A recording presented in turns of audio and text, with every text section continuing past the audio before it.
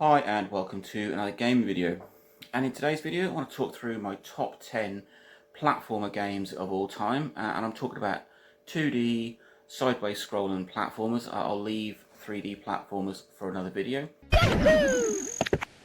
And as usual with these lists, there'll be one game per series or per franchise, and they're not in any particular order. So let's kick off my top 10 list with Super Mario World on the Super Nintendo, an absolutely classic, sort of genre-defining platformer. Not the first Sideways Mario, not the last, but it is definitely the best game of the series.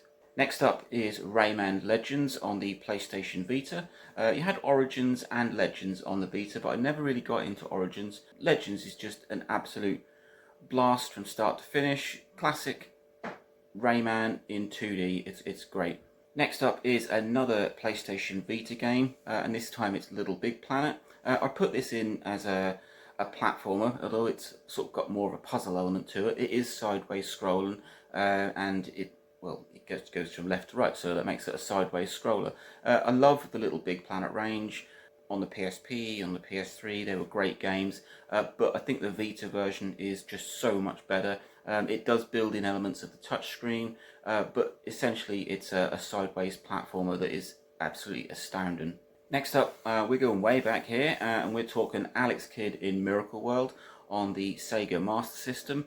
And Alex Kidd is a bit of a franchise that's really sort of fell of recent years, but I loved Alex Kidd in Miracle World. I have a feeling or remember that it was built into some Master Systems, so if you didn't have a game you could just turn your Master System on.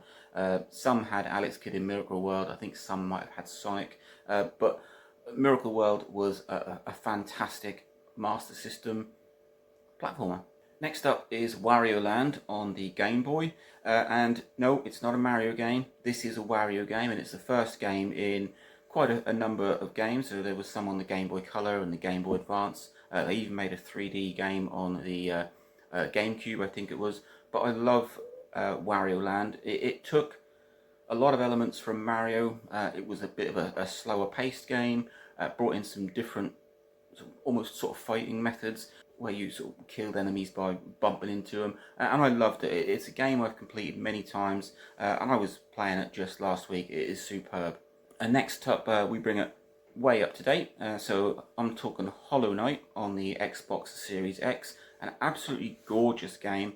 You don't really see that many what I would call traditional sideways platformers these days, but I love Hollow Knight. There is a newer one out now, but I'm talking about the first one on the Xbox. It's just there's something about it. The whole graphic style and the whole gameplay. It is just amazing. Next up is one of my favourite games of all time, and it's an odd game because it's Kirby Mass Attack on the Nintendo DS. A game that pretty much relies entirely on touchscreen, and it has this unique side to it where you control 10 Kirbys on the screen at once, and you sort of just guide them around the screen with a touch stylus, and they attack enemies, and you have to make sure you have as many Kirbys left at the end of the level as possible. Some levels require you to have sort of 7 or 8 or 9 or 10 Kirbys for you to progress, and it is just a real... I spent a lot of time playing this game, and I absolutely love it. Next up is Revenge of Shinobi on the Sega Mega Drive. I love these games, very much so when they first came out. I've recently gone back and played Shinobi, and I prefer the first one. I think there was 2 or 3.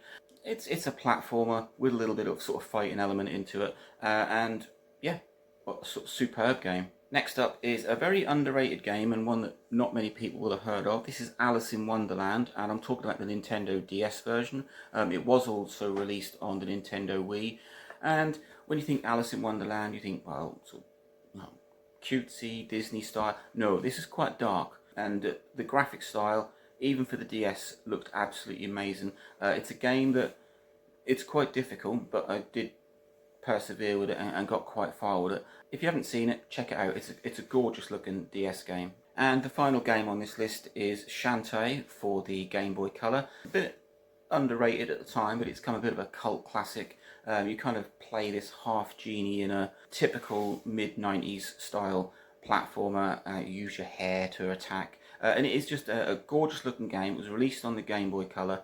I've played that more recently on newer hardware, and it looks absolutely stunning, and it is a great game to play. Now, you may be looking at this list and hearing me go through each game and thinking, well, there's no Metroid, there's no Castlevania, there's no Mega Man, and there's no Sonic. And there isn't. And it's not because I don't like these franchises or these series of games. I've never really gotten into Metroid. I did quite like Castlevania Aria of Sorrow, but I found it quite difficult. I played a couple of the Mega Man games, but I don't rate them up there as sort of top platformers.